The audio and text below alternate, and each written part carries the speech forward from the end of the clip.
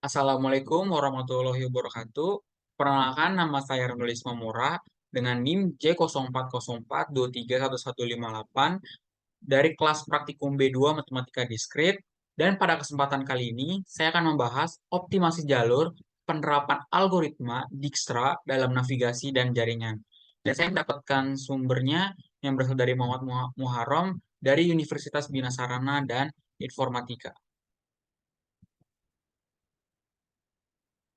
Untuk algoritma Dijkstra, untuk konten sendiri yaitu metode untuk menemukan jalur pendek antara dua titik.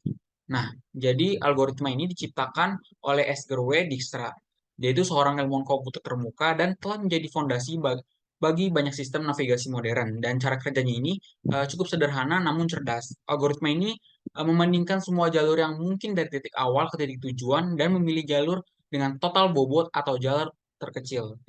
Nah, jadi ini sangat berguna yang tidak hanya dalam GPS yang kita gunakan tiap hari, tapi juga untuk merancang jaringan komputer yang lebih efisien.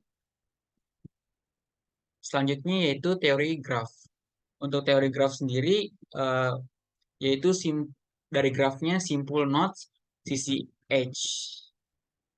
Jadi, untuk memahami algoritma Dijkstra, kita perlu mengenal teori graf. Jadi, graf ini bisa kita ibaratkan sebagai peta yang dimana setiap kota adalah simpul dan setiap jalan adalah sisi yang menghubungkan kota-kota tersebut. Untuk jenis-jenis grafnya ini ada dalam graf berarah, yaitu jalan yang memiliki satu arah seperti jalan satu arah di kota. Sementara itu untuk graf tak berarahnya itu atau unrated graph yang dimana Anda bisa bepergian ke dua daerah antara dua kota. Jadi graf ini tidak hanya digunakan untuk peta jalan, tapi juga untuk menggambarkan jaringan komputer yang dimana simpul itu bisa berupa komputer atau server dan sisinya itu adalah koneksi antara mereka sendiri. Selanjutnya itu untuk studi kasusnya.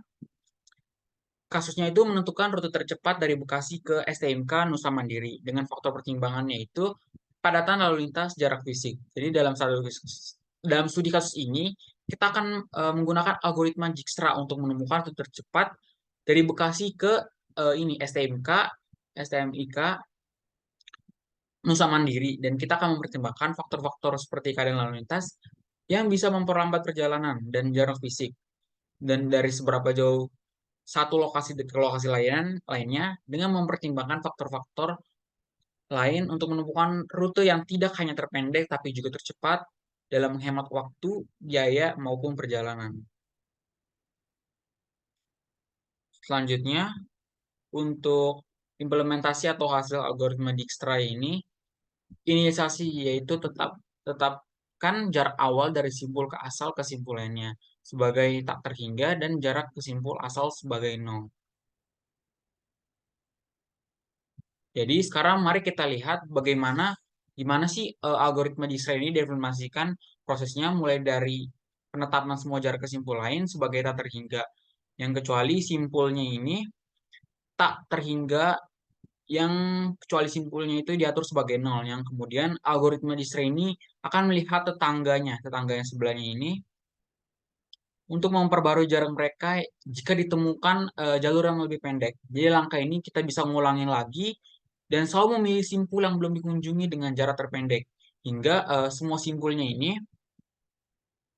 telah dikunjungi dan hasil akhirnya itu tabel menunjukkan jalur terpendek dari simpul asal ke simpul lainnya. Seperti kita lihat nih, di sini ada pemilihan simpul yaitu pemilihan simpul dari jarak terpendek yang belum dikunjungi dari simpul asal, relaksasi perbarui jarak simpul tetangga dari simpul yang dipilih jika jarak melalui simpul tersebut lebih pendek, dan iterasi ulangan pemilihan simpul dan relaksasi sehingga semua simpul yang telah dikunjungi atau tujuan tercapai maupun hasilnya yaitu dapatkan tabel jarak terpendek yang menentukan jalur terpendek dari simpul asal ke setiap simpulannya. Selanjutnya itu untuk kesimpulan. Algoritma Dijkstra ini terbukti sebagai metode yang sangat efisien untuk menentukan jalur terpendek, untuk memberikan solusi optimal untuk navigasi dan perencanaan rute. Dan implementasi dalam studi kasus nyata itu menunjukkan potensi yang cukup signifikan dalam menghemat waktu, biaya, dan menjadikannya alat yang berharga dalam berbagai aplikasi praktis.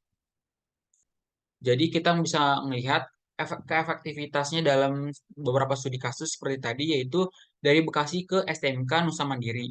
Itu menunjukkan bahwa algoritma ini dapat menghemat waktu dan biaya secara signifikan em, dengan algoritma Dijkstra yang terbukti menjadi alat penting dalam sebuah pemecahan masalah dan perencanaan keefisien dalam kehidupan sehari-hari.